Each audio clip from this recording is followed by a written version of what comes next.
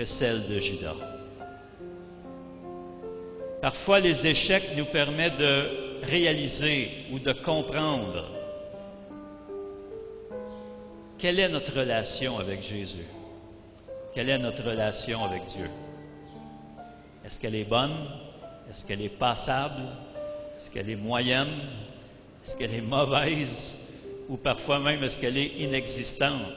Parce qu'il y a des gens qui n'ont aucune relation avec Jésus-Christ. C'est notre relation avec Dieu qui fera la différence entre un échec qui demeure un échec et un échec qui peut se transformer en réussite et en victoire. Alléluia. Ce qui donne la vraie valeur à notre vie, ce ne sont pas nos succès ou nos échecs, mais plutôt notre relation personnelle avec Jésus-Christ. Alléluia. Le texte que nous voulons lire en terminant, c'est dans 1 Pierre, et je bénis le Seigneur, le modérateur a cité ce texte ce matin, textuellement, tel que nous allons le lire. 1 Pierre, chapitre 1, versets 18 à 20.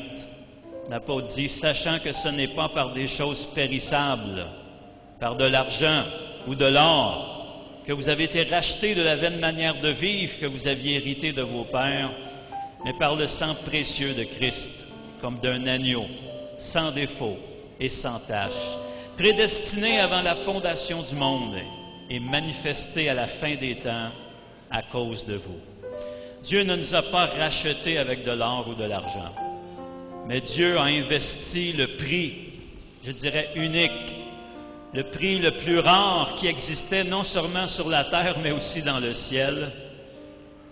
Il a offert le sang de Jésus-Christ. Et vous savez que la valeur de quelque chose, en fait, c'est sa rareté. Pourquoi est-ce que le diamant vaut plus cher que la pierre?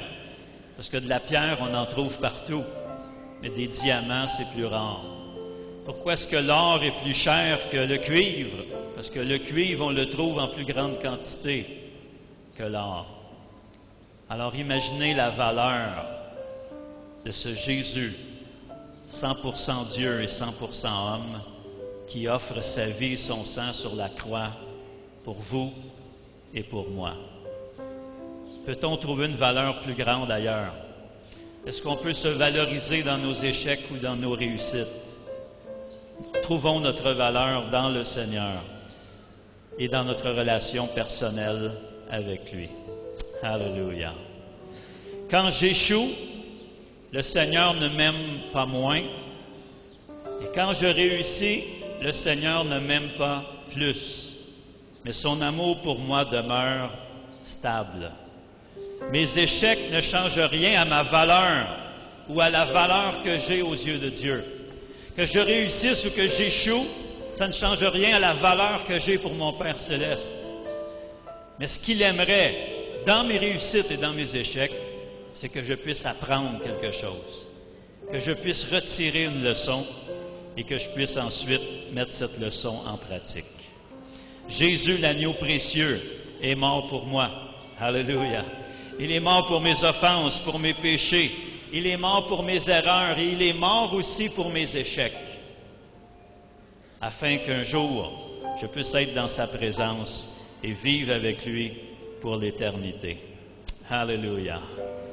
Un chrétien, c'est quelqu'un qui a la conviction qu'à travers n'importe quelle circonstance de sa vie, il peut apprendre quelque chose.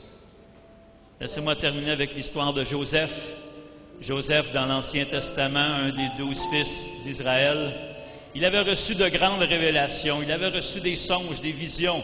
Et dans chacune de ces choses-là, il se voyait comme quelqu'un qui réussit, quelqu'un qui est en haut, quelqu'un qui est à la tête. Et vous savez comme moi que le début de sa vie, après ses visions, il n'était pas à la tête, il a été mis vraiment à la queue. Il a été vendu par ses frères, amené dans un pays étranger. Il a été vendu comme un esclave. Il a servi comme un esclave. Il s'est retrouvé en prison. Mais un jour, Dieu a accompli ce qu'il lui avait dit et il a transformé ce qui ressemblait à un échec dans sa vie en une très grande victoire, non seulement pour lui-même, personnellement, mais il a aussi sauvé la vie de toute sa famille, donc de tout le peuple d'Israël. N'ayons pas ce regard de l'insensé qui ne fait que considérer ce qui lui arrive sans considérer que Dieu est là et que ce Dieu peut transformer, changer les situations. En une nuit, Dieu peut changer quelque chose dans nos vies. En une nuit, Dieu peut changer un échec en victoire et en réussite.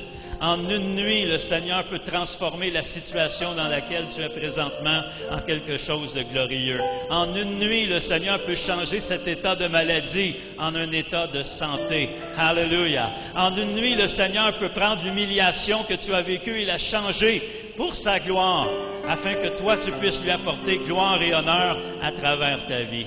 Le Dieu que nous servons est un Dieu qui change les choses, qui transforme. La Bible nous dit que c'est le Dieu qui appelle les choses qui ne sont pas comme si elles étaient. Alléluia. Le Seigneur est celui qui est capable de créer à partir de rien. Et souvent, nos échecs, ce n'est pas rien. Il y a au moins quelque chose dans l'échec qui peut être utilisé par le Seigneur. Alors ce matin, je ne sais pas si je parle à quelqu'un. Peut-être que ce matin, tu es même entré dans cette salle en considérant que ta vie est un échec. Je suis ici pour te dire ce matin que cet échec, donne-le à Jésus-Christ et il va le transformer en victoire. Si la situation à laquelle tu fais face t'a amené le découragement, prenons aussi l'exhortation que nous avons entendue du modérateur. Jésus nous dit, « Venez à moi, vous tous qui êtes fatigués et chargés, et je vais vous donner du repos. » Le Seigneur Jésus est présent ici ce matin par son Saint-Esprit. Et il veut toucher nos vies, il veut toucher nos cœurs. J'aimerais terminer par la prière. Si ce message était pour toi ce matin, si tu t'es reconnu quelque part, s'il y a un besoin dans ta vie qui ressemble à un échec, mais tu aimerais voir Dieu intervenir, sache d'abord que cet échec, Dieu l'a peut-être permis pour que tu puisses te rapprocher de lui ce matin. Peut-être que tu es ici et tu n'as même pas cette relation personnelle avec Jésus-Christ. Peut-être que Jésus, c'est juste un nom que tu as entendu dans ton enfance, à l'Église, mais tu ne connais pas ce Jésus vivant et ressuscité dans ta vie. Cet appel est aussi pour toi. Alléluia. J'aimerais qu'on puisse pencher nos têtes, qu'on puisse fermer nos yeux, non seulement dans la salle ici, mais même au balcon en haut. Le Seigneur veut toucher des vies ce matin. Il veut transformer des situations. Si nous sommes perdus, il veut nous sauver et nous racheter. Si nous connaissons l'échec, il veut nous transformer cette situation en victoire pour sa gloire. Alléluia. Si tu es dans cette situation ce matin, d'abord, tu n'as pas cette relation avec Jésus-Christ. Ou peut-être tu as délaissé cette relation. Le Seigneur maintenant est très loin de tes pensées, de ton cœur, de tes préoccupations. Mais ce matin, tu dis, « Pasteur, j'aimerais revenir à lui. J'aimerais le suivre de près, et non pas le suivre de loin comme Pierre avait fait. » Et c'est ce qui l'avait amené à renier Jésus. On ne peut pas suivre Jésus de loin, on doit le suivre de près. On doit se coller à lui. Si c'est ton désir ce matin, j'aimerais que là où tu es, tu puisses me l'indiquer en levant la main. Et nous allons prier pour toi ce matin. Alléluia. Alléluia. Gloire à Dieu. Oui, je vois ta main, merci. Alléluia. Est-ce qu'il y en a d'autres? Vous voulez vous mettre en règle avec Dieu par Jésus-Christ? Oui, je vois votre main, merci. Alléluia. Je vois des mains aussi au balcon. Gloire à Dieu. Alléluia. Alléluia. Peut-être tu es un frère, une sœur dans le Seigneur. Mais les derniers moments, les derniers mois, les dernières années, peut-être ont été compliqués, ont été difficiles. Tellement de revers de situation, tellement d'échecs que tu as cru que tu étais un échec. Mais ce matin, Dieu t'appelle à la réussite. Alléluia. Mais d'abord, ça doit passer par une reconsécration, un renouvellement de ton engagement envers lui. Alors, si c'est ton cas, j'aimerais que là où tu es, tu puisses aussi lever la main. Et nous allons prier ensemble en terminant. Oui, je vois ta main, frère. Merci. Oui, oui, oui. Oui, en haut, je vois aussi. Amen. Alléluia. Alléluia. Alors j'aimerais demander à tous ceux qui ont levé la main, voulez-vous vous tenir debout avec moi et nous allons prier. Alléluia. Nous allons demander à ce Dieu qu'il puisse être le Dieu des temps et des circonstances, qu'il puisse changer ces choses selon sa volonté, pour sa gloire seule. Alléluia. Merci Seigneur. On puisse élever la voix ensemble, même ceux qui sont assis, qu'on puisse prier et intercéder. On a des frères et sœurs qui vivent des situations compliquées, difficiles. Ils ont besoin d'être assistés non seulement par le Seigneur, mais aussi d'être entourés par notre intercession et par notre prière. Est-ce qu'on peut élever la voix ce matin et prier pour chacun d'entre eux? Alléluia. Merci, ô Éternel. Nous te bénissons, nous te rendons grâce, ô Dieu. Merci pour ta présence au milieu de nous. Merci pour ta parole, Seigneur, qui veut nous faire de nous, non seulement, Seigneur, des frères et des sœurs dans la foi, mais aussi des gens qui s'épaulent, qui travaillent ensemble et qui visent, Seigneur, ta gloire et ton succès, ô Dieu. Alléluia. Que tu puisses agir ce matin par ton Saint-Esprit. Nous te le demandons dans le nom de Jésus. Alléluia. Alléluia. Alléluia. Alléluia. Nous voulons prier et nous voulons inclure aussi ceux qui nous suivent par les médias.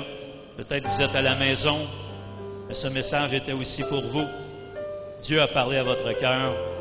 Vous étiez considéré comme un échec, mais vous voyez qu'en Jésus-Christ, vous pouvez être victorieux, vous pouvez être une réussite. Alors que vous puissiez prier avec nous aussi. Père éternel, ce matin, nous te rendons grâce dans le nom de Jésus. Merci pour ta parole.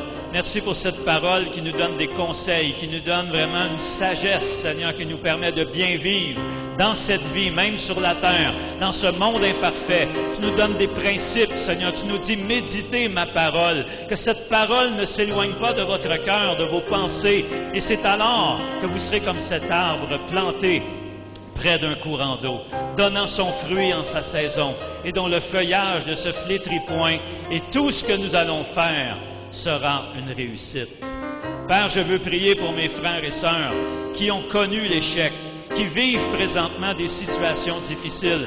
Père, je prie qu'ils puissent relever la tête ce matin et regarder vers le Dieu très haut, celui qui règne souverainement au-dessus de toute puissance, autorité, circonstance, situation, et qui est capable de changer les ténèbres en lumière, qui est capable d'ouvrir un chemin à travers la mer pour qu'on puisse passer à sec.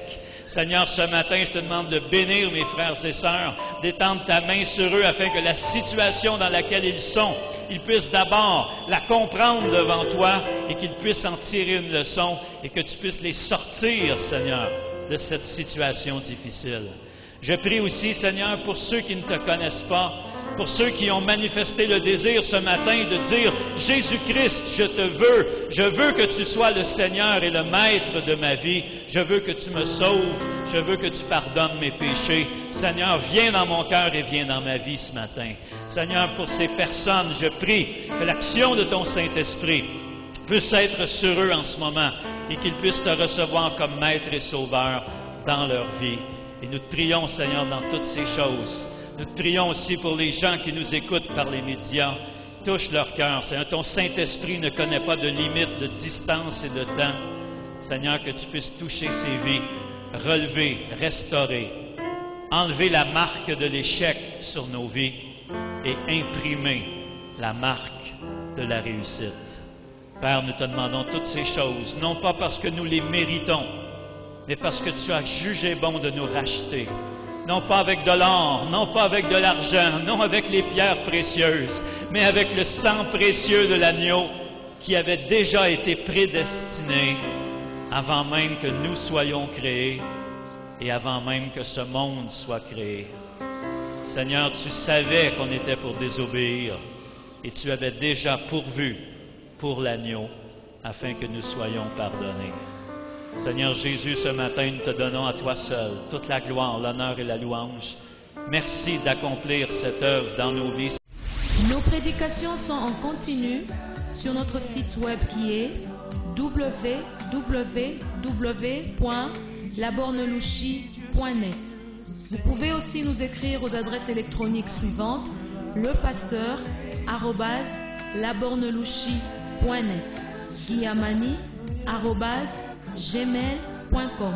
Pour toutes vos requêtes, écrivez-nous à l'adresse électronique suivante: requête@labornelouchi.net. Et si vous désirez nous contacter, appelez-nous au numéro suivant 099 99 56 891.